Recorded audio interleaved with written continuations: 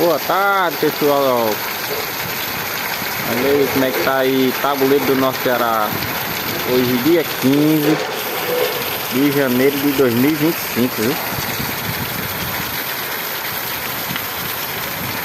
Tabuleiro do Norte, mais uma chuva.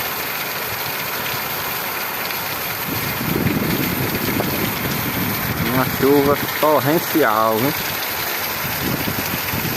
Ontem já choveu 54 milímetros, dia 14, 54 milímetros. E hoje, isso aí, ó. Acho que tem vento no meio do mundo aí.